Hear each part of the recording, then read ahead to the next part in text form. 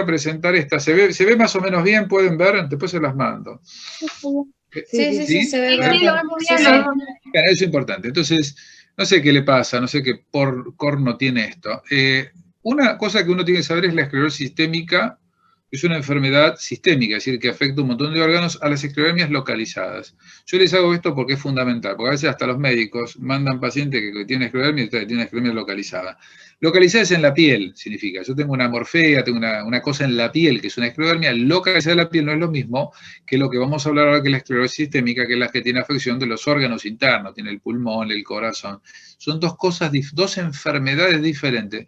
Les pido porque esto es una cuestión semántica, tiene esclerodermia. Por eso van a encontrar que se dice esclerosis sistémica o systemic sclerosis en inglés. Y es el término por ahí más exacto, parece una estupidez, pero no es una estupidez, porque más de una vez me han mandado pacientes que son territorio del dermatólogo, porque tiene la piel, tiene una mancha en la piel, que es una esclerodermia, porque tiene una atrofia, escleroatrofia de la piel localizada, pero no tiene una esclerosis sistémica. ¿Se entiende esto?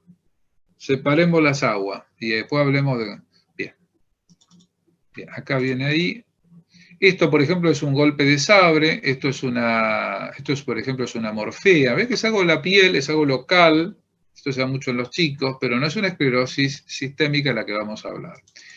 Cuando hablamos, básicamente acá no me lo va a permitir, pero no importa, no se puede. Dejémoslo ahí.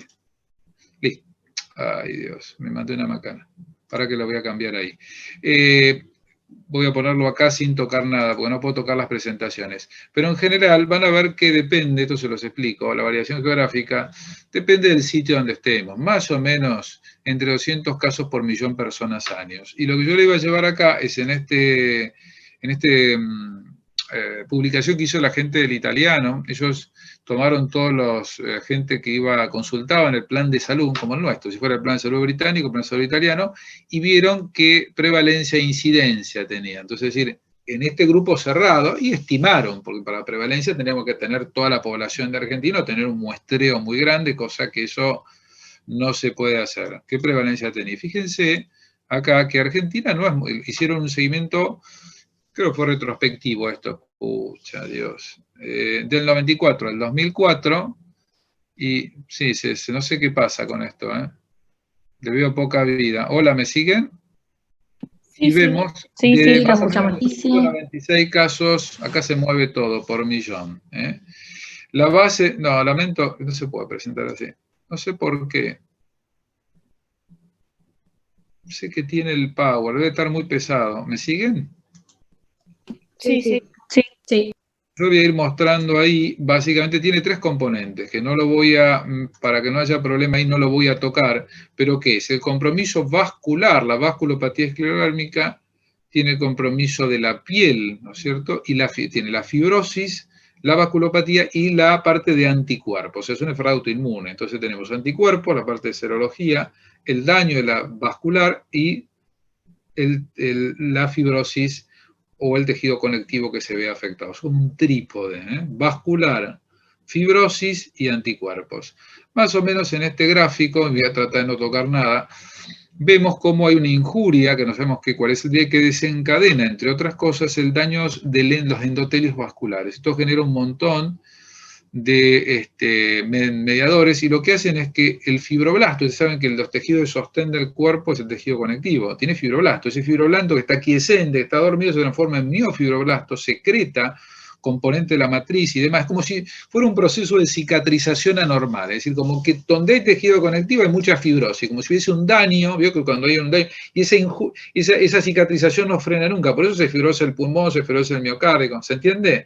¿Dónde es el daño inicial? No se sabe. Algunos dicen que es en el endotelio, y eso hace que se generen mediadores que actúen sobre los fibroblastos de los tejidos conectivos y genere fibrosis. Entonces tengo daño endotelial, va a haber oclusión de los pequeños vasos, sobre todo, por eso el Raynaud es muy frecuente, vamos a ver las úlceras digitales, estos pacientes, fibrosis, se fibrosa el pulmón, se fibrosa el corazón, por ejemplo, y la piel, ¿sí? ¿Está bien?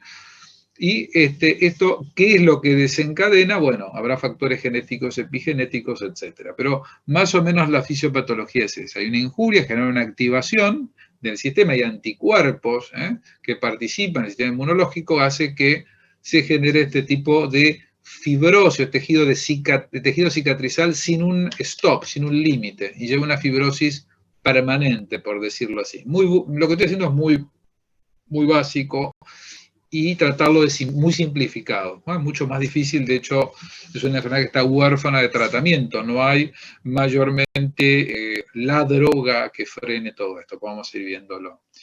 Una manera de estudiarlos, es decir, la pregunta que uno se hace es si uno puede diagnosticar, porque cuando el paciente viene todo duro y todo acartonado, creo que no hay mucha duda. Bueno, si miramos los viejos criterios del ARA, de la Asociación de Reumatología Americana, en ese momento ahora el ACR, el Colegio Americano, ellos hablaban de esto, fíjense, decían que los criterios mayores tenían que tener una esclerodermia, una dureza de la piel que era proximal a las metacarpofalángicas. Y estas son las meta, proximal para este lado, ¿no? ¿Está bien? Esto duro, decía, y hablaba de criterio mayor, o sea, aquel que tenía duro, y a su vez incluía, yo no lo puse acá, las metatars, o sea, la piel dura de acá para acá, y digamos, o 2 de 3 criterios menores, por ejemplo, tenía esclerodactilia, duro el dedo, el digital pitting scar o la pérdida de sustancia, secuelas de úlceras en la punta de los dedos y fibrosis pulmonar, decíamos que tenía esclerodermia. Fíjense que cuando uno tiene fibrosis pulmonar o tiene úlceras en general es un diagnóstico tardío. Y esto se mantuvo hasta el 2013. Llevó en el 2010, 2011, en realidad hubo un postulado en el 2001, que fueron criterios que también usamos nosotros para presentar los trabajos y poder hacer trabajos con esto, y usamos estos criterios, que son los criterios de clasificación de esclerosis sistémica temprana, que es el grupo de Leroy-Metzger, donde ellos que decían que el fenómeno de Raynaud, pues fíjense que yo no hablé nada, Raynaud es no sé si saben lo que es Raynaud. Sí, sabemos. Son esos cambios de coloración en los dedos de las manos con el frío, por vasoconstricción de las arteriolas, bien las zonas sacras, manos y pie, manos más que pie, puede ser los lóbulos de la oreja, la región periorificial, a veces las mamas, hemos visto, la lengua, pero bueno, las narinas, es decir, todos los sitios que están expuestos al frío, por distinto, está muy llena la compu, por eso es que no me permite. Básicamente me permite de alguna manera hacer esa vasoconstricción. Es decir, el fenómeno Raynaud, que es un fenómeno vascular que puede ser que no se asocie a esclerodermia, es un fenómeno temprano y aparece a veces años antes de la enfermedad. Esto es lo que hace que su estudio, o sea, la aparición, uno tenga que estudiarlo al paciente. Entonces, ¿qué decían ellos? Si ese paciente yo lo documento, porque es clínico, tiene Raynaud, a veces le decimos que nos traigan la foto, y ese Raynaud claramente es objetivo, o sea que yo veo que tiene fenómeno de Raynaud, entonces veo si tenía anticuerpos específicos y tenía un patrón que se llama de esclerodermia, es un daño de la microcirculación. Con eso decía tiene esclerodermia temprana. Si yo no puedo documentar realmente el Raynaud, veo si tiene anticuerpos específicos y a presencia de patrón de esclerodermia en la capilaroscopia, que es un estudio que podemos saber que se ve los capilares del lecho unguial, que se da en forma temprana. Entonces yo tengo Raynaud y tengo daño a microcirculación y tengo anticuerpos específicos, ahí están los topoisomerasa 1, podemos saber, o el anticentrómero, digo, tengo esclerodermia temprana. Entonces hay una forma de diagnóstico temprano que es la presencia del fenómeno de Raynaud. Entonces, ojo, cuando un paciente tiene Raynaud, ¿qué es eso? ¿Es un Raynaud solo, primario? Porque hay gente que se va a morir con Raynaud y no tiene esclero, pero ese paciente hay que estudiarlo. Ese es el primer punto importante de la clase. He de aquí que el grupo europeo, que era el grupo que estudiaba la Very Early Disease of Systemic Sclerosis, el grupo que estudiaba la esclerosis sistémica muy temprana, ¿qué decía? Paciente que tenía Raynaud, que tenía puffy fingers, dedos hinchados, y un anticuerpo antinuclear, ya no habla ni siquiera de anticuerpo pasivo, son banderas rojas. Entonces a ese paciente le hacemos la capilar, vemos si tiene daño a microcirculación y le pedimos anticuerpos específicos. Si tiene alguna de estas cosas, lo que hacía uno es estudiarlo ya desde el punto de vista de sus órganos, si tenía daño del pulmón, si tenía daño del corazón, o sea, había que ir a buscarlo. Por eso lo que está diciendo acá en esto es fíjense, el HR es la tomografía de alta resolución, o te habla del Pulmonary Functional Test, o sea, test de funcionales pulmonares, o la manometría esofágica. La manometría se pide porque el daño del tubo digestivo, que a diferencia de lo que hablamos de neuropatía, es en el tercio medio inferior, acuérdense que el superior es estriado, es temprano. Y muchas veces el paciente cursa sintomático, y nosotros hemos muchos pacientes que mandamos toda manometría en un momento que estaba una de las doctoras que hacía esto puntualmente, bueno, ya hace rato que no estoy yo en el hospital, hace un tiempo que estoy en el consultorio, y que dejamos de hacer un poco esto, tenían todos alteraciones y a veces no tenían ni reflujo ni acidez, manifestaciones. Por eso, concepto importante es el Raynaud, manifestación vascular, manifestación temprana, que antecede o puede anteceder en un tiempo X, 3, 5 años, depende, vamos a ver si son las formas limitadas o difusas, a la aparición de esclerodermia. ¿Me van siguiendo ahí? Sí. Sí. Veremos que no se altere la compu, está con poco espacio, no me da para el zoom, usar el... Por eso es que me aparece esto, tengo que vaciarla, cosa que no hago.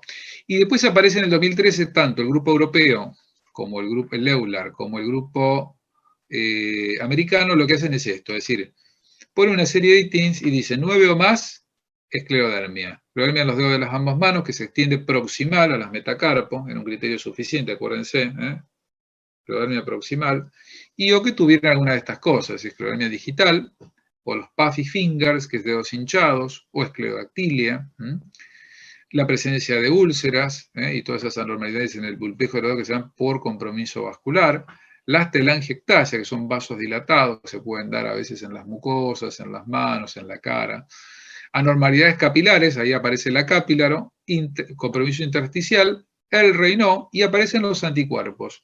Acá aparecen 3 anticuerpos específicos, que es el anticentrómero, que es el ACA, que yo lo puse acá, el antiesclero 70, y la anti-RNA polimerasa 3, que nosotros no tenemos KIT, pero que es otro de los anticuerpos involucrados. ¿Está claro? O sea que yo, digamos, tengo básicamente una manera de poder clasificar, es decir, esclerodermia proximal, o voy sumando, se suma en realidad de cada campo, le explico esto, no es necesario que lo sepan, si tengo PAF y tengo esclerodactilia, sumo el de mayor puntaje, no sumo ambos, ¿está claro?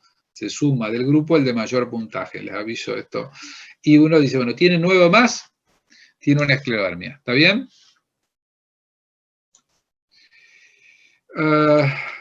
Son criterios, esto se los paso, básicamente es un trabajo que hicimos nosotros, donde veíamos que los nuevos criterios, a diferencia de los viejos, lo explico así para no complicar, identifican mayor porcentaje, porque a veces pacientes que tenían Raynaud y no tenían esa esclerodermia y tenían fibrosis, no entraban de esos criterios viejos del 80. Fíjense que mucho mayor porcentaje de pacientes con esclerodermia reúnen y entran de estos nuevos criterios a diferencia de los viejos. Eso es lo que le quiero mostrar, no importa.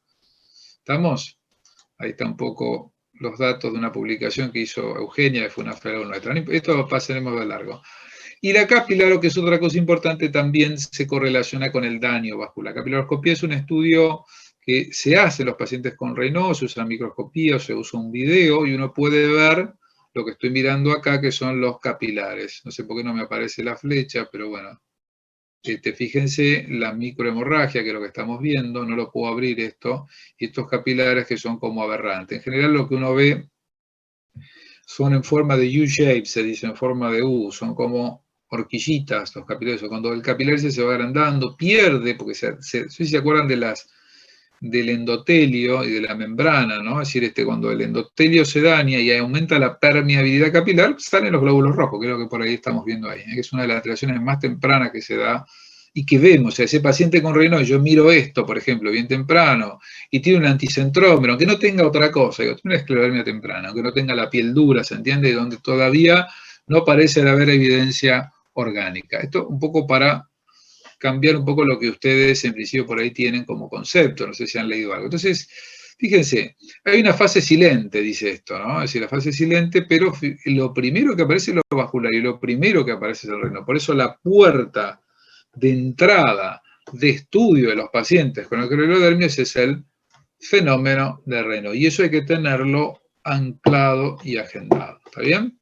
Entonces, como primera conclusión, lamento no poder tener una presentación mejor, es que el Raynaud constituye la piedra angular más anticuerpos específicos, y yo tengo una cápilaro, digamos, con esas tres cosas, serología, anticuerpos, Raynaud y cápilaro, esas tres cosas yo puedo hacer un diagnóstico de esclerodermia temprana, bien hecho. Paciente con Raynaud, me da Raynaud, un poquito hinchada las manos, no.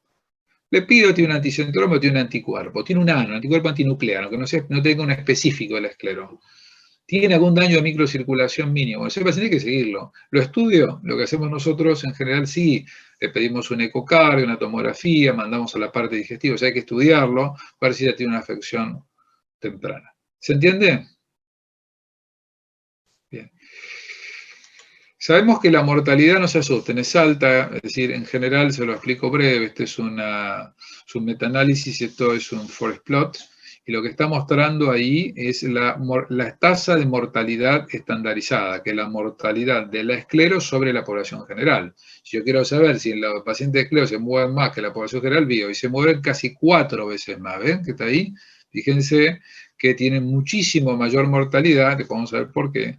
Y es un análisis muy interesante, distintos trabajos que han mostrado pacientes porque se mueren mucho más, casi 4 veces más que la población general. ¿Está bien? ¿Me van siguiendo? ¿Están asustados? Sí. ¿No? Muy asustados. Bueno, esto que parece muy raro es un gráfico que yo lo muestro siempre, es de la corte de Pittsburgh de Virginia Sting. Ella estuvo con nosotros en el 2013. Yo la invité estando en Colombia en el 2012 y accedió. Es una referente de la enfermedad y es una persona que ha publicado más de 150 publicaciones sobre esclero. Donde ustedes busquen compromiso intersticial pulmonar, renal, piel, lo que ustedes quieran de esclero, va a aparecer siempre el trabajo de Virginia Sting. Virginia está en Georgetown, pero fue en muchos años, estuvo en Pittsburgh con Thomas Metzger, otro referente, y ellos vieron de qué se morían los pacientes. Esto es lo que está mostrando. Fíjense, en la década, tomaron toda esa corte de distintas décadas, 72, 76, distintos años. Fíjense que primero los pacientes se morían de la crisis renal esclerodérmica. Y fíjense qué pasa, después vinieron los IECA, los famosos enalapril y demás, que parece que cambiaron el rumbo de la cosa, y fíjense acá lo que pasa, se morían de violeta, pulmonar arterial hypertension, pero que está en inglés, por ahí se lo traduzco, hipertensión arterial pulmonar, y esto que dice ILD, que es interstitial lung disease, o sea, enfermedad intersticial pulmonar, o sea, se mueren de hipertensión pulmonar y de compromiso vascular pulmonar, intersticial pulmonar. Esas son las principales causas de mórbido en realidad. Eso es importante. ¿Qué se mueren? Se mueren del pulmón. Ya sea que aumente la presión de la arteria pulmonar, ya sea que tenga afección del intersticio pulmonar. ¿Está claro? ¿Sí? Eso es importante. Por más que se diagnostique temprano, se muere de problemas pulmonares. Muy buena pregunta hace la brasilera. Bueno, a ver. Julia, ¿no? La que habló. Sí, el tema es que, digamos, uno puede prever, puede tratarlos antes y el intento es tratar de alguna manera de mejorarle el pronóstico. Lo que vos decís, lo que se llama es un sesgo a veces, digamos, de hacer un diagnóstico antes y decir que vive más porque se lo haces antes, ¿no? Porque se lo diagnosticaste 5 años antes, a lo mejor se va a morir igual. Eso que dijiste es fundamental. En realidad, básicamente depende. Si uno logra identificar, por ejemplo, el compromiso intersticial y lo tratás tempranamente, al menos tenés la opción de estabilizarle el pulmón. Si el diagnóstico, vamos a ver, hipertensión pulmonar lo haces temprano, tenés mejor sobrevida, hay mejores resultados. Si bien es lo que vos planteaste está muy interesante. Porque lo diagnostiqué antes, le mido la sobrevida y vive más. No, porque le hice el diagnóstico antes. ¿Me explico? A ver, yo se lo hago a los 40 y vos llegaste a los 60 y no, vive más porque eso se llama, tiene un nombre dentro que es el sesgo de decir no, tiene más sobrevida porque se dice antes. En realidad hay algunos trabajos que están mostrados, sobre todo hipertensión pulmonar, que siempre se llega tarde, de que si uno inicia antes la terapia, tienen una mayor sobrevida. Muy buena pregunta la que hiciste, me parece excelente. Bueno, acá vemos qué pasa. La mayoría es el Raynaud, fíjese en azul, pero por ejemplo, el compromiso intersticial se da entre el 30, 40, depende de las series, compromiso vascular pulmonar, este 21 en realidad depende cómo lo tomemos, es un poco menos, a lo mejor es un 12, 13%, y el 67% compromiso arterial. O sea, después del Raynaud lo que más afecta, y la piel, por supuesto, gran porcentaje, es el compromiso del tubo digestivo, alto, sobre todo el esófago, donde vamos a ver gran afectación. Entonces, como una primera cosa, la mortalidad es alta. La causa principal de muerte es el compromiso pulmonar. Las formas difusas, que podemos saber qué es, su clasificación, es la que tiene peor práctica. La que tiene mayor daño de la piel siempre es peor. Ahora vamos a ver, el daño microvascular predice, o sea, si tengo mucho daño en la capilaroscopía, vamos a ver que también tiene correlación con el daño orgánico. Por eso algunos hablan de que la capilaroscopía podría ser un biomarcador, ¿no es cierto? Pero bueno. Esto es un subset de anticuerpos, que es lindo, el diagrama de Venn se llama, donde vamos viendo cómo podemos clasificarla. Podemos clasificarla por anticuerpos, como hacíamos las miopatías, que medíamos los anticuerpos y también nos orientaba su fenotipo, una característica fenotípica, o a través de la piel. Acá vemos que el anticentrómero es la forma limitada, la que tiene menos compromiso de piel, diferente a las difusas, que es las anti-RNA polimerasa, anti-esclero70, y veíamos ahí el famoso overlaps con anti-EPM-SSL, que se asocia a polimiositis, o los RNP, que son anticuerpos que hablan de cierta superposición de esclero con otra enfermedad del tejido conectivo. Acá vemos los patrones, esto lo pasamos rápido, no es necesario, y acá vemos un poco la clasificación. A ver, limitada, puede ser que el paciente tenga una sinesclero, o sea, existe esta forma, y eso no quita que no tenga daño orgánico adentro, ¿no? Puede tener hipertensión pulmonar, puede tener fibra. Bueno, pero generalmente los pacientes limitados son menos severos, esta es la realidad, o sea, tienen menos afección en líneas generales que el difuso. Las formas difusas son siempre muy heavy, muy pesadas, porque tienen mucho orgánico, mucho daño y mucha carga de la enfermedad. Y esta es otra forma, las formas intermedias. En general nosotros lo que hacemos es decir, de rodilla para abajo, codo para abajo y rostro decimos que es limitada. Cuando va del codo para arriba, de la rodilla para el muslo y ya compromete el tórax, es forma difusa. Es una forma sencilla por ahí. Esta es una forma poco más, pone formas como intermedia y las formas difusas. ¿Sí? ¿Se entiende más o menos? O sea, más piel, obviamente, mayor gravedad de la enfermedad. Y la otra forma es a través de los anticuerpos. Yo se los muestro, pero fíjese, los anticentrómeros, los ACA, son en formas más limitadas y tienen mayor riesgo de hipertensión pulmonar. Y los antitopoisomerasas son formas difusas y tienen mayor compromiso de pulmonar fibrosis. Esta PF significa pulmonar fibrosis, tiene mayor fibrosis pulmonar.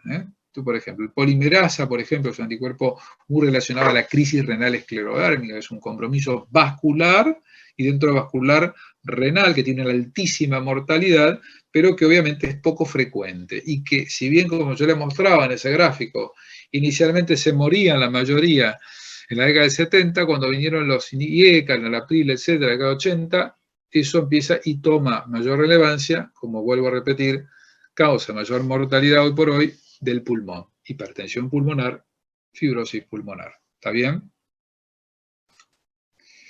Un poco este gráfico me gusta, es un gráfico básicamente como que tiene dos cursos. Fíjense, el curso de las formas difusa, tiene mucha fibrosis pulmonar, tiene el compromiso miocárdico, más compromiso cardíaco, y en general la limitada tiene un curso más estable, menos agresivo, pero que puede tener en forma más tardía en el curso de la enfermedad lo que se llama hipertensión pulmonar. Ese anticuerpo, que hablamos, anticuerpo anticentrómero, que está mayormente asociado a formas difusas, tienen mayor compromiso pulmonar. ¿Me van siguiendo? Sí. Es complejo esto, ¿no? No es fácil. O sea, el tratamiento se va siguiendo según los órganos que estén afectados. Exacto. Ahora lo vemos eso. Esclerosis sistémica, la afección de la piel, todo lo que produce, esto lo paso porque no tiene sentido. Acá vamos a una foto de pacientes míos. Microstomía, la reducción por debajo de 40 milímetros en la apertura por el compromiso obviamente de la piel. Fíjense estos dedos en garra, por compromiso básicamente de la piel, con obviamente el riesgo sobre las metacarpofalángeas como acá, de úlceras. Son pacientes que tienen básicamente la piel se atrofia, se endura, pierde su vascularización y se daña fácilmente. Entonces, en los sitios de prominencia ósea, el codo y demás, pasa a ulceraciones con infecciones, a veces hacen osteomielitis porque la falange está ahí abajo, como esta paciente mía. Y vemos también la área de hiperpigmentación, había tenido en esa metacarpofalángica una úlcera, hubo que hacer una toilette, ¿sí? Así que no es fácil el manejo de estos pacientes y no responden, les digo la verdad, a poco y nada. ¿Estamos? Acá vemos el compromiso gastrointestinal, entre el 50 al 90, con una severidad del 8, pero que tiene también cuando se compromete alta mortalidad. Y la disfunción es temprana, así como hablamos del Raynaud y lo vascular, la disfunción es temprana, muy temprana. ¿Cuál es la causa? Si hay compromiso de la vasa, vasorum, de los plexos que inervan el esófago y eso trae alteración de la motilidad, no se sabe, es una cosa que se supone, básicamente. Fíjense la afección, lo que vamos a mirar más es el esófago en el 70 al 90%, en enorme medida el estómago, el intestino grueso. Puede haber disfunción de esfínter hemostático. Yo tengo pacientes con incontinencia rectal. Hay otro tema, el delgado pierde movilidad y las bacterias empiezan a acumular y generan sobrecrecimiento bacteriano. Esto da mala absorción, cuadro a veces de diarrea y constipación. Hay una gastroparesia, el estómago se vacía menos y el esófago básicamente es lo más afectado. Los pacientes tienen mucho compromiso del esófago, sobre todo el tercio medio inferior, sobre todo en las ondas, en la peristalsis y también en el esfínter esofágico inferior. Otra de las características, parte de los trastornos del medio, acuérdense que el superior es estriado. Estriado afectado, hay que suponer que tiene una overlap o superposición con una dermatomiositis, pero si no, es el músculo liso lo afectado. Y básicamente lo que vemos es en el esófago la hipotensión del esfínter esofágico inferior, o sea, la afección de las ondas peristálticas con hipo o aperistalsis del cuerpo y el tercio inferior, o la hipotensión del esfínter esofágico inferior, es una de las características que estudios de manometría esofágica. ¿Está claro? Vamos a ir pasando así. Ahí es un estudio que nosotros hicimos, le decía de la piel, esto lo presentamos en Roma con la gente de Británico, con la doctora Salis y la doctora Rosita Ramos, y veíamos que aquello que tenía Ronan, el Ronan es un score de compromiso de piel, o sea, cuando tengo más Ronan tengo mayor piel, o sea, las formas difusas tenían mayor compromiso orgánico, mayor compromiso esofágico, me daba una P significativa. Eran poquitos pacientes, eran en total 18, etc. Pero bueno, fue un intento, digamos, de estudio de estos pacientes y muchas complicaciones. Fíjense, este es un paciente que me enviaron a mí, que había bajado de peso, tenía edema de miembros inferiores y era un overlap escleropoli. Y fíjense lo que tiene acá, no sé si se dan cuenta, ¿qué es esto? Una de las complicaciones es la neumatosis, se perfora y parece aire en la pared del intestino. Después del tratamiento. El paciente no tuvo así de que le resecara el intestino, anduvo muy bien con tratamiento antibiótico, reposo y estuvo con alimentación parenteral y aparte hizo cama hiperbárica, zafó, digámoslo así. Paciente me lo derivó otra colega. O sea, las complicaciones son severas a veces. Eso se lo muestro porque es anecdótico, pero para que vean. Pero básicamente el esófago, comprometido por eso, inhibidores de la bomba, tienen reflujo, elevación de la cama, todo lo que ustedes más o menos saben, básicamente, y algún gastroquinético, y bueno, y a rezar, porque ¿qué otra cosa hacemos? ¿No? Es muy complejo, manejo del tubo digestivo. El compromiso... ¿Le hago una pregunta? Sí. Al inicio, o sea, si se logra diagnóstico temprano, entonces Sí. se le estudia esófago, la parte pulmonar y algo más. Haces el ecocardio, Doppler cardíaco, le pedís una tomografía de toda alta resolución corte fino, si podés una DLCO, si tenés, con volúmenes pulmonares para ver cómo está, y le pedís, si pudieras, una manometría, placa de manos, de pie, un laboratorio completo, y lo vas viendo. Sí. Estamos, si hay compromiso de esófago, para ir a ver inhibidores de la bomba, lo controlás. Es un tratamiento sintomático, ¿no? Claramente, el esófago. No le va a cambiar digamos, la cosa, porque vos no estás modificando nada. A ver, no hay un tratamiento, porque esto hay que decirlo, no es que yo le dejo una medicación que le mejoran, pongámosle, la circulación de la vasa vasorum, de los plexos, y eso hace que no pierda, no tenemos eso. Pero bueno, y las complicaciones, el Barrett, el reflujo también, si cuando es tan importante, trae inflamación y trae un compromiso inicial pulmonar secundario al reflujo, que ellos se los puso. O sea, uno puede tomar prevenciones, evitar que esa afección traiga daño, pero bueno, a veces se pone muy, muy complejo en estos pacientes cuando deja de funcionar totalmente y tienen millones de complicaciones, etc. ¿Sí? Bien. Sí. Compromiso vascular, vamos a hablar de úlcera, hipertensión arterial pulmonar y de crisis renal. Pero acuérdense que acá también entra el Raynaud. Esto son las úlceras digitales. ¿Qué pasa en los vasos de los esclerónicos? Esto está muy bueno el gráfico, me parece, ¿no? Es decir, esto es normal. ¿Qué pasa? Pasan varias cosas. Este es el problema. Por un lado, aumenta el tono vascular. Se ha visto que hay una vasoconstricción permanente. Hay una hipertrofia de la capa muscular de las arteriolas. Están hipertrofiadas. Entonces, la capa muscular hipertrofiada. Se dice que la adventicia, si se acuerdan, la capa de las arteriolas, hay fibrosis periadventicial. Mayor tono, mayor número de células musculares. Hay como un estado de mayor proliferación de la muscular, de las arteriolas. Otra cosa que ocurre adentro, eso que recubre como si fuera un laqueado los vasos, que es el endotelio, está dañado, entonces puede haber mayor agregación plaquetaria, trombos in situ, entonces esa microangiopatía, entonces yo tengo un vaso más chico porque tengo el tono simpático aumentado, tengo menor luz porque tengo una hipertrofia de la muscular y a su vez puedo tener trombos in situ porque tengo dañado esa capa que tiene una protección para que no se adhieran las plaquetas y los factores de coagulación, que es el endotelio. ¿Se entiende? Entonces es una cosa compleja, por eso yo uso desde bloqueantes, alfa bloqueantes, voy a usar aspirina, digamos, para evitar la formación de trombos, vasodilatadores para dilatar la pared de esos vasos. Es decir, hay distintos, voy a actuar sobre distintos mecanismos cuando lo trate, ¿no? Puntualmente. Básicamente lo que estamos viendo acá son las úlceras se pueden producir por daño directo del vaso.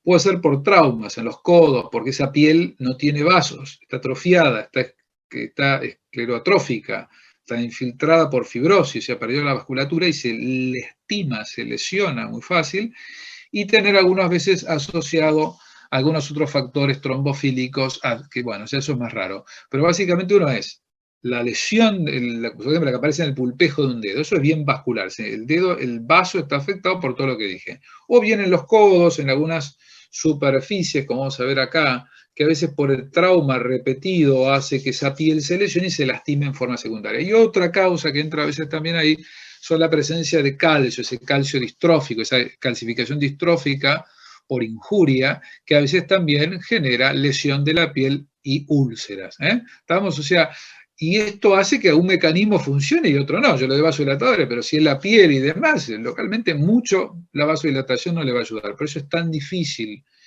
clasificar a las úlceras y que tengan respuestas a los tratamientos indicados, ¿sí?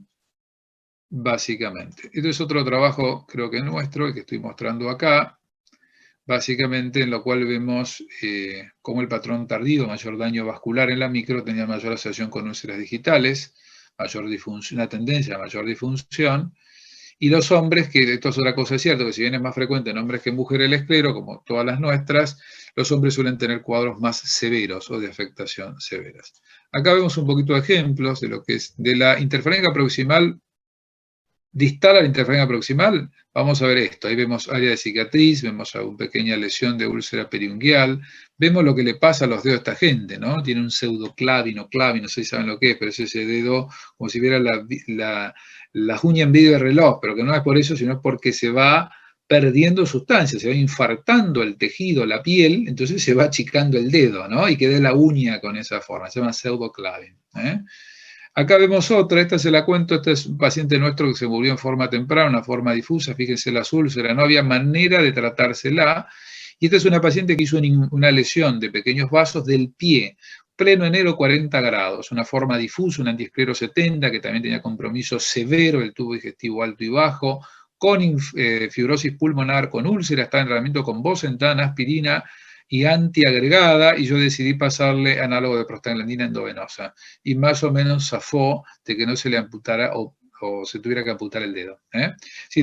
Es muy difícil para los pacientes y el manejo también es complejo.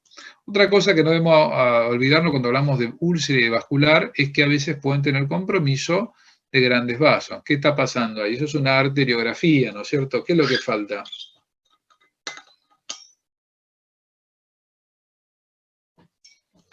permeabilidad. ¿Y de qué? Ahí algo no se estaba coloreando, no estaba pasando contraste.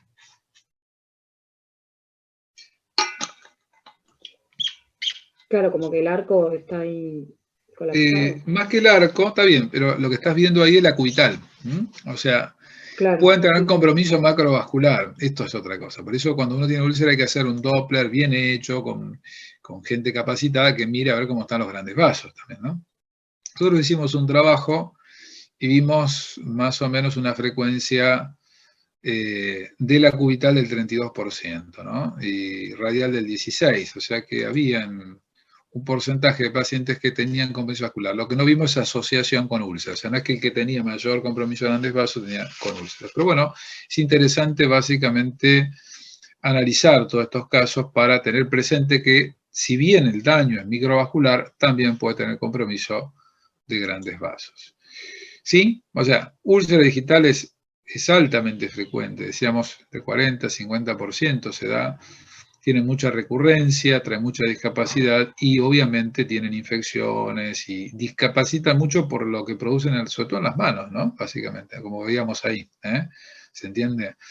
La otra enfermedad, y que se acuerdan que es la hipertensión arterial pulmonar, una de las principales causas de mortalidad en estos pacientes, es una de las cosas que uno tiene que llegar temprano. El mecanismo, básicamente, lo van a leer en cualquier libro, la disfunción del endotelio, el incremento de todo lo que son los vasos constrictores, sobre todo de las endotelinas, por eso muchos de los tratamientos que hoy por hoy se efectúan en estos pacientes bloqueantes de las endotelinas, y un poco lo que yo les mostraba en esa vasculatura, aumento del remodo, del tono vascular, remodo de la pared de los vasos, hace que aumente la resistencia vascular periférica. Si yo llego, por ejemplo, en este estadio donde tengo el arco de la pulmonar tendido, donde veo vasos chicos, porque el daño se produce en los pequeños vasos. No sé si ustedes entienden más o menos qué pasa en la hipertensión pulmonar.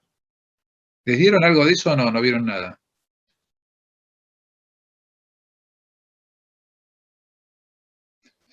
Mutis por el foro. ¿Qué pasó? Ahí está. El tema es así, los vasos son chiquitos, la cañería viene de grande a chico, la cañería chica, menor a 500 micras, se va tapando, se va obstruyendo por esta vasculatura. Entonces, ¿qué pasa? Va cargando la presión, a ver si me siguen, a la cañería grande, que es la arteria pulmonar. Entonces esa presión se transmite a los grandes vasos, y eso es el corazón. ¿Está bien? Entonces, el daño que se da en el pulmón, fíjense acá, ve cómo los vasos siempre se ven los de abajo más grandes, y acá pierde, digamos, aparece la interlobal derecha aumentada, el arco de la pulmonar tendida. Cuando yo llego acá es tarde, o llego acá, por ejemplo, que tengo una bloqueo de rama derecho, tengo una P pulmonar, tengo una sobrecarga auricular derecha, o ya tengo bloqueo de rama derecha y tengo sobrecarga ventrículo derecho, con esta R alta, ya estamos básicamente tarde, porque ya hay daño de la presión sobre el corazón. Por eso el diagnóstico debe ser temprano y por eso uno pide una ecografía, un Doppler cardíaco para tratar de estimar los indicadores, que ahora vamos a ver cómo se define hipertensión, para que tengan el concepto, que no es el valor del eco, sino que habría que hacer un cateterismo. Pero para definirla es una presión, es una hipertensión precapilar, o sea, habría que hacer un cateteo. Yo sospecho que tiene hipertensión pulmonar, la pido un Doppler, ahora le digo a qué cosas del Doppler miramos. Uno tiene que medir la presión media mayor a 25 y una menor o igual de la presión, no sé si se acuerdan, clavaje o Wage, ¿está bien? Entonces, fíjense que en esto hay un grupo grande, está la hipertensión arterial pulmonar como tal, la debida puede ser el compromiso pulmonar, el tromboembolismo crónico y otros mecanismos multifactoriales. Por eso a los pacientes se les pide, si vos tenés sospecha, le hacen un algoritmo para TEP, etcétera, ¿no? Pero es una hipertensión arterial pulmonar, es bien precapilar.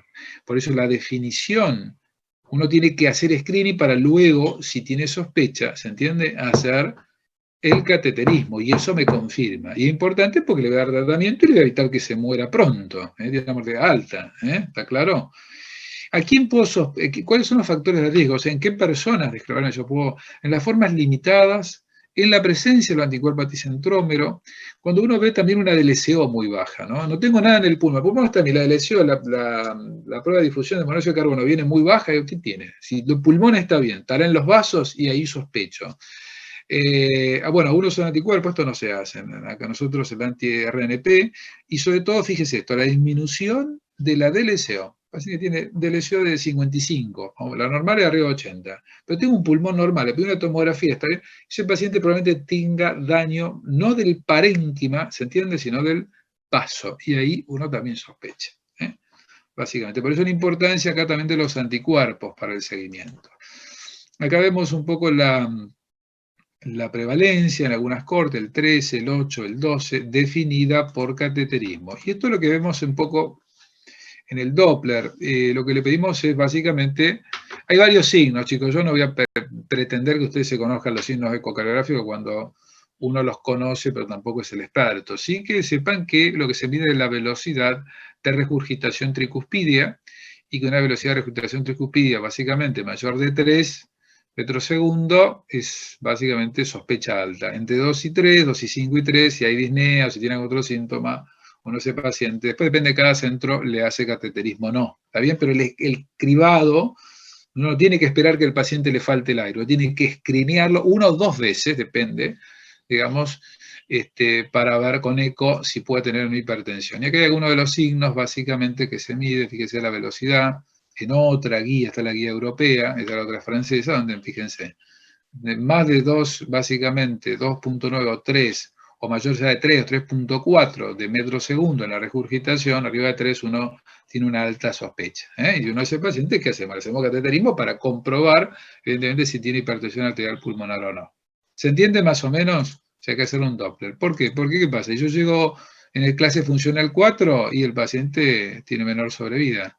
Por eso es importante llegar antes. Si llego tarde, voy a llegar con la disfunción del ventrículo derecho. ¿Se entiende? Entonces, paciente hay que seguirlo, hay que hacerle los ecos y hay que escreenearlo. Y mandarlo, si uno tiene un equipo, si le pido el eco, tú a su vez que lo evalúe. ¿Por qué? Porque puede haber signos indirectos ecocardiográficos si a veces el paciente no tiene una insuficiencia tricuspidia que me permita valorar la velocidad de regurgitación. Entonces tengo que ver si tiene otras cosas, el colapso inspiratorio, el área de la aurícula derecha, si hay un montón de signos, y es muy importante que el ecografista esté entrenado, y tenga un ojo y una mano bien entrenada para mirarme todos los parámetros ecocardiográficos, a veces cuando yo no puedo medir la velocidad de regurgitación. Si la puedo medir es, bueno, tengo 2.5, 3, tiene disnea, no, bueno, voy mirando, tiene una DLCO baja, no tiene nada en pulmón, tiene 2.5, 2.8, no tiene 3, bueno, ese paciente seguramente habrá que hacer un cateterismo. En general, lo que yo le recomiendo es, paciente que tiene que verlo el equipo de gastro, por eso es multidisciplinario, el equipo de hipertensión pulmonar, el equipo de neumo que hace intersticio. Y eso te asegura o no se asegura que el paciente esté bien tratado y bien, que tenga un manejo adecuado. ¿Me van siguiendo más o menos? Está pesado, ¿no? No tuvieron clases tan largas como estas, ¿no? Se ríen. Bueno. ¿Puedo preguntarle algo? Sí, lo sé, con gusto te contesto. Sí, no sé si es tan de interno, tal vez más de semio, no sé. Hipertensión pulmonar versus hipertensión arterial pulmonar. Arterial, claro. Lo que pasa es que vos tenés que evaluar que sea hipertensión. Vos tenés hipertensión pulmonar, por ejemplo, en un paciente que tiene un tromboembolismo de pulmón, o puedes tener hipertensión pulmonar con una WAGE por ahí de arriba de 15 si tenés insuficiencia cardíaca izquierda. Y para agregarte más, ya que lo preguntas, ¿quién lo preguntó? No sé quién está. Muy buena la pregunta. Estefanía. ¿Cómo? Claro. Estefanía. Estefanía, ¿sabés qué pasa? Vos podés tener, y puede tener ambas, porque estos pacientes pueden tener disfunción izquierda y derecha, y ahí peor todavía. Por eso, es decir, lo que estamos hablando de acá cuando es la hipertensión arterial pura, arterial pulmonar, dentro de hipertensión pulmonar, hipertensión arterial pulmonar. ¿Está claro? ¿Se entiende? Sí. Sí, y cuando, por ejemplo, si se afecta el intersticio, ¿qué es hipertensión pulmonar? No sé cómo diferenciarlas. Bien, bueno, fíjate que cuando hicimos la clasificación, voy a volver, pero no arme lío con todas estas diapositivas de MER, pero fíjate que debido al grupo 3, que es por el pulmón, te da igual que esto. Y ahí empezás a ver, porque muchos pacientes tienen ambas cosas, depende. En general por eso te digo, es muy difícil. Por eso estos pacientes suelen tener intersticio y a veces tienen compromiso dual, no lo más frecuente, tienen compromiso vascular y compromiso parenquimatoso. Ambos elevan la presión. ¿Me explico? Entonces, sí. Y los parámetros te van a dar precapilar. Mira, acá tenés el 3, ves, y la hipertensión debida a compromiso vascular. te dan los mismos parámetros. Es decir, ¿cómo lo diferencias? Y ahí verás, grado de compromiso, a veces, creo que Rossi tiene un software donde verás, si tiene un pulmón, intersticio pulmonar, menos de un 20, un 15% del pulmón tomado, probablemente sea predominantemente vascular, que generalmente cuando está muy comprometido más el vaso que el parénquima, que está como causa de la hipertensión, cuando son ambas, son pacientes que por ahí se benefician. Ahora, si vos tenés solo el pulmón que está generando esto, por más que le dé vasodilatador, antiendotelina, minga. Si el parénquima está destruyendo, hay destrucción de parénquima por fibrosis y no hay vasos. ¿Me explico? Entonces, ¿a dónde vas a actuar? Una pregunta interesante. Por eso que el pronóstico, y he aquí la otra cosa, el pronóstico de los pacientes esclerodérmicos con hipertensión le va mucho peor que a los hipertensos idiopáticos. Aquellos que tienen hipertensión idiopática no esclerodérmica. Le va para la mona. Entre otras cosas, ¿por qué? Porque no tienen un compromiso vascular puro, tienen algo de pulmón. Y a veces ambos. Y ahí dice, ¿le doy o no le doy vasodilatadores? Trato el pulmón, ¿y qué pasa con lo vascular? Nos ha pasado. Y a veces responde, y a veces se le dan las dos cosas. Están con, no sé, tengo una paciente, por ejemplo, que tiene muy poco compromiso de piel, pero que tiene compromiso dual. Y está, en este momento tiene un cuadro fibrosante pulmonar, está recibiendo nintedanib, ¿sí? Porque no respondió, creo que a Ritupsi, recibió a Mico y después Ritupsi, o no, Mico, y le dieron nintedanib, junto con Bosentan, por ejemplo, porque tiene un compromiso, es decir, esta cosa dual se puede dar, y es de aquí que la respuesta no es lo mismo en un arterial pulmonar idiopático, no tiene esclero, porque tiene hipertensión arterial idiopática, que son básicamente en general, ¿me explico? Es decir, ese paciente responde mucho mejor, porque solo tiene el vaso, vos le tratás de dilatar los vasos y no tiene problema en el tejido o en el parénquima pulmonar. ¿Me siguen? Sí. Bien. Buena pregunta, Estefanía. Bueno, pasando a otro, espero no aburrirlo, es muy largo esto. Crisis renal esclerodérmica, la prevalencia es muy baja, pero tienen alta mortalidad. Y les va muy mal en general. Más de 50 van a diálisis. Y de esos 50 quedan en diálisis crónica el 80%. O sea que Dios nos ayude. Hay una forma de clasificación que son las formas hipertensivas. Acá está el consenso de Steiner, hay dos. Yo no les voy a meter en esto. Pero básicamente, ¿cuándo sospecho? Se lo voy a resumir así. Cuando el paciente tiene, paciente que no es hipertenso, que se sube la presión, tiene más de 150-80 y tiene compromiso renal, o sea, tiene proteinuria, bajó aumentó su creatinina y tiene hipertensión, un esclerodérmico, tengo que sospechar que pueda tener una crisis renal. Y aparte de eso, veo si tiene o no alteraciones en la analítica, en lo que es el hemograma, porque muchos de estos pacientes hacen lo que se llama una microangiopatía trombótica, lo van a ver como mal. ¿Por qué? Porque hacen un daño vascular con presencia de trombos, esto altera, digamos, y rompe los glóbulos rojos, entonces en un frotio vamos a ver los famosos esquistocitos, ¿vieron? ¿Sí? ¿Me siguen? Esa deformidad que adquiere por la microangiopatía trombótica, es decir, y tiene dos mecanismos entonces. Uno es la injuria del endotelio de las arteriolas, arcuatas, arciformes, interlobares del pulmón, malas intraglomerulares, se reduce la luz, hacen eso que decíamos vascular, algunos llaman Raynaud intrarrenal y algunos nefrólogos hablan de un verdadero, como si esto se comportara como una verdadera estenosis renal bilateral, como si se cortó el chorro de sangre por adentro y eso que desencadena el famoso sistema renina-angiotensina-aldosterona. No llega a sangre, activa el justa glomerular y hay una hiperreninemia con hipertensión, pero terrible. Aparte de eso, en algunos, no en todos, hay un grado de es decir, se forman trombos en los vasos, esto va generando la ruptura de esos glóbulos rojos y demás, bajan las plaquetas, hay una plaquetopenia, y esto genera como un cuadro de hemólisis, se llama anemia hemolítica microangiopática por destrucción de los glóbulos rojos por daño de los pequeños vasos. ¿Está claro? Se llama MAT. Es decir, son los dos mecanismos que tiene esta enfermedad. Y hay una forma normotensiva, que es aquella que yo le digo, donde tienen daño renal y mucho anemia hemolítica, mucha MAD, microangiopatía trombótica, más que hipertensión. Suele tener una versión más leve, no tan alta, y esto también va acompañado obviamente del deterioro de la función renal. Estos pacientes, si es una rápida hipertensión, lo que vamos a hacer, obviamente es tratarlos con IECA. Generalmente lo que se pide es el captopril, que tiene una vida media más corta y tiene un rango de dosis muy alto, o sea que uno puede ir titulando y tratar de bajar en un 15 a 20%. Estos pacientes, si le pedimos renina, tienen una renina en general muy alta, y bueno, pacientes que a lo mejor van a querer diálisis, manejo, porque hacen con toda esta retención de sodio y demás, entran en insuficiencia cardíaca, con el edema agudo de pulmón. Estos pacientes generalmente se los maneja en terapia, se trata de bajar con IECA, a veces requieren nitroglicerina, nitroprusiato de sodio, bueno, tratamientos para bajar un poco y mejorar la sobrecarga, y generalmente terminan con diálisis, terapia de reemplazo, ¿no? Básicamente, y también a veces si hay mucha microangiopatía trombótica se le hace plasmaféresis. También es la otra cosa, plasmaféresis, IECA y manejo de un cuadro que generalmente es manejo muchas veces de UTI. ¿En qué pacientes uno tiene que tener en cuenta? Pacientes difusos, piel, paciente que se quema, se afecta la piel de forma rápida, en 6 meses se quedó duro, ese paciente tiene un alto riesgo. El uso de corticoides asociados, sobre todo hay un trabajo de Virginia Steen que habla de 15 miligramos o más de corticoides, por eso hay que tratar de usar lo menos posible en los escleros, y no hay justificación por qué usar altos, hoy por hoy, ¿sí? Porque actúan sobre la síntesis prostaglandina, que es un vasodilatador, entonces eso también puede desencadenar la crisis renal.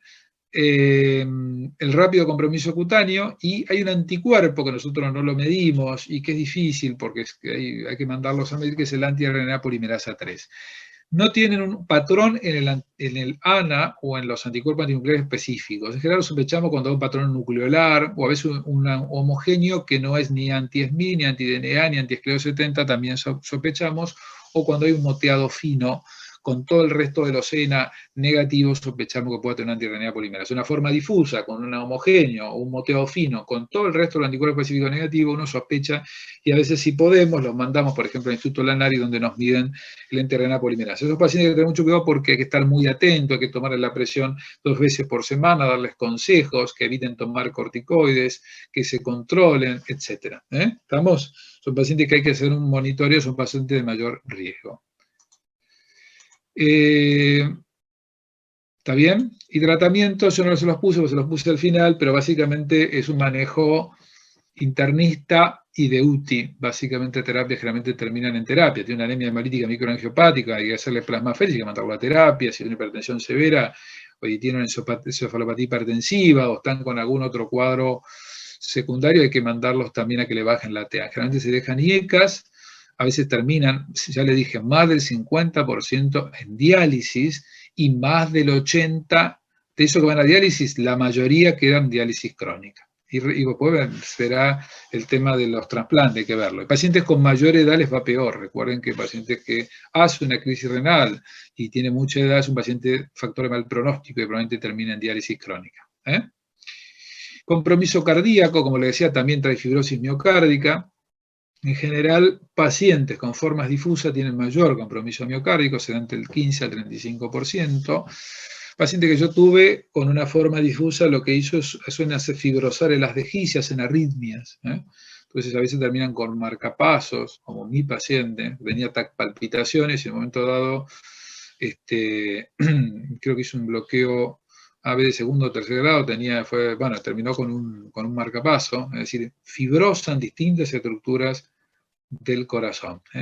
Es muy difícil valorarlo, chicos. A veces lo que uno ve en la eco es más difícil, a veces con una resonancia, con un software especial uno puede ver la fibrosis miocárdica, pero hay que tener un software adecuado con un personal entrenado, que eso hay en muy pocos lugares. Un poco la fisiopatología no se sabe del todo, hay dos cosas. Uno es la fibrosis miocárdica, compromiso vascular del miocardio, con fibrosis miocárdica, y otra cosa es que puede llevar a pericarditis, arritmia, disfunción, sobre todo la disfunción diastólica. Muchas veces le pedimos la eco y vemos esa disfunción diastólica. ¿A qué se debe? En gente joven con esclero probablemente tenga que ver con el compromiso de miocardio. Otra cosa es la miocarditis, la inflamación del miocardio. A veces en pacientes que tengamos, supongamos, un esclero con una polimiositis y eleve la ACK, ojo que no esté haciendo una miocarditis, no solamente esté comprometiendo el músculo cardíaco, porque ese paciente se va a beneficiar con inmunosupresión, porque se mueren, hacen taquiarritmias o hacen una arritmia ventricular, y termina muriéndose. Son casos muy puntuales, pero en general lo que produce es ese compromiso de la microcirculación con fibrosis del miocardio. Va perdiendo la movilidad, por eso siempre uno le controla a ver cómo está la fe y la fracción de eyección, etc. También, por eso es importante el eco, no solamente por la hipertensión, sino también cómo está funcionando el corazón en general, y muchas veces nosotros tenemos la sospecha ante la disfunción diastólica de pacientes jóvenes que no tengan compromiso miocárdico. Ahí uno podría pedir una reso, ver el miocardio con un software, no se hace rutina, pues es muy caro, hay que tener gente entrenada, en algunos lugares sí se hace como otra herramienta. El electro es importante, acá lo vemos, el eco, lo que pedimos, ver cómo está el SPECT, si sospechamos que tiene enfermedad coronaria, y vemos que la reso es una buena estudio para evaluar el tamaño de las cavidades, la fibrosis y la perfusión miocárdica. ¿Está? ¿Me siguen más o menos? Por eso el eco lo pedimos siempre, el electro, y muchas veces lo que hacíamos nosotros con los pacientes en ese flujo de mandarlo al neumonólogo, al gastroenterólogo, lo mandamos al cardiólogo, sobre todo en las formas difusas donde sospechamos que podía tener daño miocárdico para que sea evaluado en forma seguida. La otra cosa que se muere es el compromiso del intersticio pulmonar, que es otro problema, ¿sí? Básicamente. Entonces, ¿en qué pacientes voy a sobre todo se da en forma temprana, del primer al quinto año del comienzo de la enfermedad, y el anticuerpo que vamos a medir, que se mide, es el antiesclero 70. Esos pacientes con antiesclero 70, que generalmente se usan de forma difusa, en aquellos pacientes que tienen su capacidad vital forzada va disminuyendo, un 10, un 15% año a año, o que tiene una capacidad vital forzada baja, que me está midiendo si tiene una capacidad restrictiva o no de flujos. Entonces, en esos pacientes sospecho que pueda tener afección del intersticio. A veces la placa no es muy de ayuda, entonces uno en estos pacientes obviamente le pide una tomografía de tórax de alta resolución, corte fino y mirados por el experto, ¿no? También. Ahí habla del 20%, la realidad es que nosotros no tenemos un software que me permita medirlo, pero hay lugares donde hay equipos donde me dice tiene más del 20 de fibrosis, y bueno, ese paciente sobre todo porque es el que se va a beneficiar con tratamiento. Acá vemos otro paciente, el mismo que les hablaba del marcapaso y las úlceras, paciente que estuvo con Bosentan, recibió, si mal no recuerdo, ciclo y después azatioprina, y terminó haciendo una fibrosis tipo un patrón UIP, que no es la más frecuente, y tenía un nódulo de sílice. Él en su interrogatorio, fíjense que a veces la exposición a ciertos tóxicos generan peor pronósticos en estos pacientes o traen mayores complicaciones. Este es un caso de medir, miramos el nódulo de sílice pulmonar. Encontramos con esto. Había trabajado en una arenera en una oficina, él no estaba, digamos, tanto en contacto, pero bueno, tenía una silicosis pulmonar en contexto, obviamente, un compromiso intersticial, una forma difusa, y tenía este chico, se murió a los 41 o 42 años, a los 4 años del diagnóstico, ni bien vino, se hizo el diagnóstico, ya tuvo compromiso de la microcirculación con ese despante tardío desde inicio, porque esto es lo que vemos, o sea, no hubo esa fase latente que ustedes veían, por eso hay un porcentaje que tiene rápidamente progresivo, donde uno inicia de golpe, de los que peor les va, ¿no? Y se terminó muriendo, obviamente, creo que hizo una insuficiencia cardíaca, porque aparte tenía ya daño miocardio, tenía una FEI baja, una disfunción derecha e izquierda, con hipertensión pulmonar secundaria, y con este compromiso pulmonar, yo no me acuerdo, pero tenía una capacidad vital forzada de algo de 30%, fíjense. Bien. ¿Puedo hacer una pregunta? Sí. ¿Cuándo llegan estos pacientes al reumatólogo? Porque... Qué buena pregunta. Mira, y a veces llegan tardes. Acá no hay una estadística básicamente de cuán tarde nos llega. Yo no la conozco, en Argentina por lo menos no. Hay más conciencia y en general uno logra que ahora lleguen antes. En un momento, por ejemplo, en la artritis reumatoidea llegaban al año y medio, ahora se achicó esa brecha, meses. Porque vos tenés una ventana de oportunidad de tratarlo, de identificarlo y de darle por lo menos intentar, digo así, darles una mejor calidad o darle una mejor opción terapéutica y digamos, cubrir las complicaciones que puedan tener. No siempre le mejoramos. Hay pacientes que, como este muchacho que tuvo todo, vino de inicio, lo hice el diagnóstico yo, ni bien inició la enfermedad. Tenía Puffy Fingers, reinó ese de patent tardío, se lo estudió, se lo siguió. Él era impecable, era el paciente perfecto porque cumplía rajatablas con todo. Igual se murió a los 4 años. Recibió ciclo, recibió Santan, tuvo tratamiento cardiológico, lo vieron neumonólogo, lo vio cardiólogo, lo vio nuestro equipo. Yo pedí interconsultas fuera del país también. En su momento inicialmente creo que le dimos de penicilamina para la piel, después metotrexate estaba para la piel, recibió ciclo, recibió azatioprina por su pulmón, e igual se murió. Hay muchos pacientes que es tan grave la enfermedad y tan severa que por más que los trate y los agarres a tiempo, como en este caso, se mueren. Son unas formas rápidamente progresivas. Hay una forma que empieza piel, órgano, todo, fibrosis pulmonar, miocárdica, son pacientes que... Y la pregunta que yo me hice en este chico, porque me generó un pibe joven, de 41 años, es si uno le podría haber ofrecido el trasplante de células de stem cells, hacerle ahí unos protocolos de stem cell donde se hace como un recambio, ¿no? Es decir, se los irradia o se le hace tratamiento de inmunosupresión, se los inmunosuprime totalmente y luego, si este paciente podría haber sido un candidato. Acá no había nada de eso, en Europa y en Estados Unidos hubo 3 trials, donde, entre otras cosas, la parte de la piel les mejora el pulmón. Tal vez eso podría haber sido una opción en estos pacientes donde lo vemos que progresan al año y pico, donde empiezan a tener estas cosas y uno no debiera ofrecerle algo de eso. De hecho, está como tratamiento de opción en la guía, en las guías del 16. Me quedé sin saliva, estoy con una serostomía, tengo un Sjögren severo. Se pone la stem cell como otra terapia en los casos de compromiso intersticial pulmonar. Sí.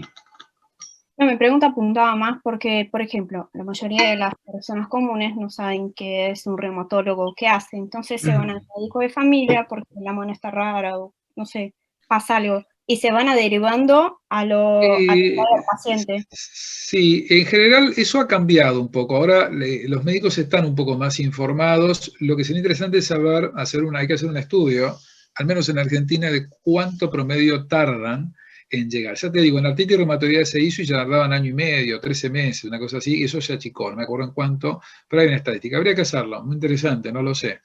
Nosotros lo que veíamos en la práctica nuestra es, venían de todo, venían gente ya tratados con diagnóstico, ojo, esto nos llegaban, porque como somos centro de derivación, venían ya tratados y eran un poco segundas consultas, etcétera. Algunos hacían el diagnóstico y se lo seguía, pero bueno, habría que hacer una estadística para hablar. O sea, se hace un diagnóstico basado en la clínica y se piden los anticuerpos. Y vos cuando te sospechás que el paciente tiene un Raynaud, por ejemplo, está hablando de algo temprano, hay que hacerle anticuerpos y si realmente vos ves anticuerpo específico, tiene alteración de la microcirculación en la capiloscopía, hay que inmediatamente pedir los estudios, tomografía, eco, del SO, manometría, o que lo evalúe la gente gastro. Vamos a ver cómo está. ¿Sí? Poco lo que vemos es, cuando los tratamos, en general tiene que ver con lo que yo le decía, el porcentaje de afección y una capacidad vital forzada baja. Ahí te voy a mostrar un esquema que es el de Atolls Wells, que es un neumonólogo inglés, y lo que vemos ahí, él decía, menor del 20 o más del 20 sí que tengo el software, pero si no tengo el software me fijo la capacidad vital. La capacidad vital forzada baja te habla de una enfermedad pulmonar extensa y ese paciente se va a beneficiar al menos para estabilizar el pulmón. Vamos. Queremos sacar de parte el compromiso musculoesquelético. Esto no los voy a entretener, chicos. Puede haber artritis, etcétera, la calcinosis, eso está en los libros y no problem. Los diagnósticos diferenciales son importantes, básicamente se los muestro esto, los síntomas para no aburrir, los esclerodermiformes. ¿Por qué? Porque hay muchas cosas que simulan. Uno, lo que yo le dije primero, la esclerodermia localizada, ojo con eso.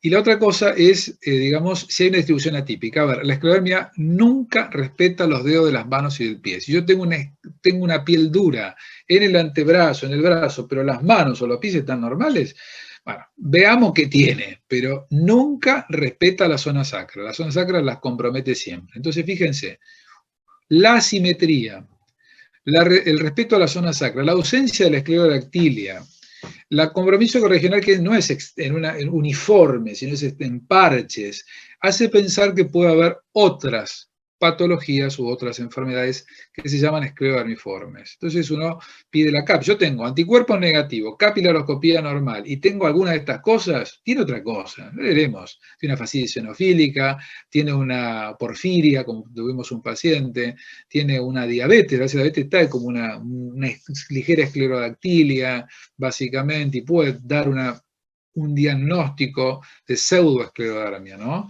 Básicamente. Entonces, hay que ver todo en su conjunto. Por ejemplo, acá vemos dos cosas. Este es fíjense la morfea, el signo de la uva, el group sign, signo de la uva, ¿ve? Que tiene la piel tipo naranja y la va como como está como arrugada la piel. ¿Eh? Acá también vemos, es bien localizado. O este caso, hay una forma yo tuve un paciente, no tengo fotos, un paciente del interior, que me lo derivaron que tenía toda la piel dura, escuchen bien lo que digo, esclerodermia generalizada, no esclerosis sistémica, o sea, tenía un endurecimiento de toda la piel sin compromiso orgánico, anticuerpos negativos, eco, TAC, todo adentro negativo, tenía toda la piel dura, tiene una esclerodermia generalizada, existe. Piel dura, toda la piel dura, que anduvo muy bien con metotrexate, le indiqué, lo vieron, yo lo mandé a evaluar al británico, le hicieron biopsia de piel, lo estudiamos, no tuviera linfoma, algo neoplásico, tenía la piel dura, pero adentro tenía no tenía daño microcirculación, no tenía pulmón, no tenía nada, tenía la piel dura, tenía esclerodermia localizada, porque solo la piel estaba generalizada, pero no tenía una esclerosis sistémica. Ojo con eso, básicamente. ¿Cómo una persona así no tiene daño en la microvasculatura? Porque son dos enfermedades diferentes. Ahí está el tema. Una cosa es una esclerodermia generalizada, básicamente. Generalizada. Piel. Una cosa es la piel y otra es cuando es piel y lo de adentro. Si vos tenés piel y órganos, ¿sí? Tenés la esclerosis sistémica. Solo piel es una enfermedad de la piel. ¿Se entiende? Sí. Bueno, y acá lo que vemos es una morfea panesclerótica o panesclerosante que cursan con úlceras en las piernas, la piel, ¿ven? Con endurecimiento, pero que es una forma de una esclerodermia generalizada, pero no sistémica. Espero no confundirlos, pero se lo aclaro porque es importante. Hace unos años me mandaban de Santiago del Estero una mujer que me dice, tengo esclerodermia, pipi.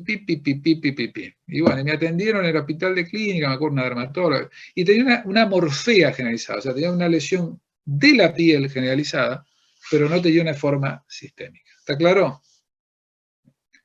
¿Se entiende? Sí. Bueno, no, creo que no. Bueno, la forma de los tratamientos, chicos, los vamos a pasar, pero básicamente es inmunosupresión en el pulmón, podemos usar Ritupsi, que es off-label, ahora está el Nintedanib aprobado para formas fibrosantes, nadie va a preguntar esto, acetoprina o mico, o ciclofosfamida, off-label. Lo que yo le decía en el tubo digestivo, en los incineradores de la bomba, en la crisis renal los IECA, los sartanes, y bueno, todo el tratamiento de soporte, diálisis, lo que uno pueda necesite el paciente, y plasmaféresis también si hay compromiso o signos de microangiopatía trombótica. En el caso de las úlceras, lo único que está aprobado es el Bosentan, es la única droga para prevención de úlceras, después usamos Ilopros, Alprostadil, bloqueantes cálcicos, sildenafil, para el tratamiento y curación de las úlceras y del Raynaud. En la piel no hay mucha cosa, van a ver de penicilamina, tocilizumab, nosotros participamos en un trials que hizo Roche con tocilizumab, que es una antiinterleuquina C que no demostró efectividad, lo mismo Abatacept. Hay trabajos de trasplante stem cell que ahora lo están recomendando también para piel. El imatinib tampoco dio resultado. Y hay un trabajo reciente, yo no lo tengo acá, no lo actualicé en la diapo, pero donde participamos, que es el Romilkibab. Nosotros en nuestro grupo se hizo una publicación, es una antiinterleuquina 13-4, un antifibrótico que mostró mejoría del RONA, que es la forma en que vamos escoriando a estos pacientes, que bueno, es otra opción que uno podría usar. Aparte, algunos usamos también metotrexate o micofenolato como otra de las opciones. Las artritis usamos meto, se puede usar Leflu, Abatacept, tosi, tuvimos un paciente con una artritis que era irreductible, no es lo más frecuente, pero también podemos usar tocilizumab. Todos off-label, ¿me entienden? Y después vamos a ver el compromiso cardíaco, no hay trials, es muy difícil, se usan bloqueantes cálcicos, y los inmunosupresores son en los casos de miocarditis, cuando hay inflamación muscular, inflamación del miocardio, el paciente puede hacer arritmia severa y morirse. Por eso, si no, en general, para ese daño de la microcirculación, lo que usamos es bloqueantes cardíacos, con resultados, por supuesto, dispares. En la hipertensión pulmonar, ahí les puse un resumen de los distintos mecanismos de acción y tratamiento de los pacientes. Nadie le va a preguntar eso, pero lo tienen ahí. El EUSTAR 2016 creó unas guías, fíjense, el Raynaud. Esto por ahí sí es interesante que lo tengan. El uso de la nifedipina, acá no se comercializa más, yo uso mucho más el silostazol, por ejemplo, se puede usar amlodipina. Inhibidor de la fosfodiesterasa 5 y el Hiropros, que ellos los tienen a disposición, nosotros en general no. Tubo digestivo, inhibidor de la bomba, gastroquinéticos y los antibióticos rotativos, como le decía, cuando hay sobrecrecimiento bacteriano. Las úlceras, el Hiropros, que ellos lo tienen, nosotros por ahí podemos usar el Prostadil, y la prevención con Bosentan. Inhibidor de la fosfodiesterasa 5, que es el sildenafil. La hipertensión arterial pulmonar, vamos a ver bloqueos de antiendotelina, inhibidor de la fosfodiesterasa 5, tadalafil, por ejemplo, el riociguat, el epoprostenol clase 3-4, que son los prostaglandínicos cuando son cuadros severos, clase emocional 3-4, se usan los endovenosos. La piel y el pulmón usamos básicamente methotrexate en las formas difusas de la piel, la ciclofosfamida en la forma de enfermedad pulmonar intersticial. Acá falta, porque no, el 16 fue previo, el nintedanib fue aprobado, tenganlo presente, es un antifibrótico para las formas fibrosantes del pulmón, y el trasplante stem cell acá lo agregan como otra oportunidad muy difícil en nuestro medio. Y en la crisis renal, lo que les decía, monitoreo de los pacientes, sobre todo con glucocorticoides, y ECA, plasmaféresis, y hay también signos de microangiopatía trombótica, como son las formas normotensivas.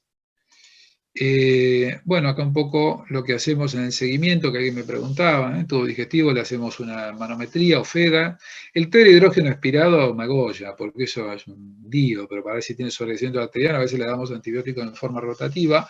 Para el HAP hacemos el Doppler anual, el DLCO, el DITEC es un estudio, no se los doy porque no es posible por temas regulatorios, pero es una forma de detección, como un programa donde va evaluando, digamos, hace como unos pasos para pedir un eco y para llegar a cateterismo, como una serie de cosas que uno va llenando con datos del paciente y ve si puntúa, ¿no?, para hacer cateterismo pulmonar. Un día, si quiere, después se los envío el trabajo. La EPI, la pulmonar intersticial, con DLCO cada 4 a 6 meses, y la tomografía de alta resolución y el funcional, y lo cardíaco con ecocardioelectro, y también, si tengo disponible, resonancia. Con respecto al tema renal, el monitoreo trisemanal, ver las formas difusas rápidamente progresivas y con la presencia de la RNA polimerasa si tengo para medirlo, y obviamente viendo el sedimento, la proteinurias y el clearance, ¿no?, de creatinina. Y acá lo que estoy viendo básicamente son las otras drogas. Ya el freso no demostró efecto, el rituximab, hay trials, pero hasta ahora nada, igual mismo que el Resiguat. El nintedanib sí, se ha aprobado para fibrosis pulmonar intersticial, formas fibrosantes. El TOSI, que no demostró al menos beneficios. Aquí es uno de los trabajos que nosotros presentamos, el romilgimab, que realmente le decía que una publicación mejoró la piel, sobre todo, en las formas difusas. Y bueno, un poco para ir terminando, perdón que los aburrí, pero básicamente la presentación es muy diferente de una de otra, tiene alta mortalidad, off-label, básicamente. Hay dos tratados, uno el Bosentan, prevención de úlcera, y ahora el nintedanib para la forma fibrosante de enfermedad intersticial. Todo lo que usamos después, nico, meto, ciclo, azatioprina, todo off-label. Sildenafil, lo que antes, todo es, no hay una indicación precisa, eso también les quiero dejar en claro. Y bueno, habrá que ver si aparece la píldora mágica que inhiba a todos los mediadores que participan en la enfermedad. Es muy compleja. Bueno, chicos, creo que acá terminamos. Uno de los, creo que últimos congresos, que fue el doctor Barreira, que está ahí, y el grupo, que no sé si lo conocen, yo un poco más joven, la doctora Gómez, que también va a dar clase, Guillermo Bartel, que estaba aquí, fellows nuestros extranjeros, Maite es entrerriana, este chico Bolina, Pedro, estos dos colombianos, Pedro en Colombia y este muchacho está en Chile, este es un ecuatoriano que estuvo con nosotros hace unos años también. Bueno, no sé si tienen alguna duda o alguna pregunta, yo después se las voy a enviar y ustedes las van a mirar y cualquier cosa me mandan un correo electrónico y listo, vamos viendo. Bueno, genial. Por ahora ninguna pregunta porque hay muchas cosas para procesar. Bueno, procesen un poco y cualquier cosa me mandan un correo. Doctor, Gracias, doctor. Muy buena clase. Chicos, perdón las interrupciones, pero bueno, la ¿puedo tecnología es así. preguntarle algo, pero no me mate? Sí. Porque al comienzo hablaba de, tipo, dijo, vamos a dividir las aguas, esclerodermia y esclerosis sistémica, ¿son lo mismo?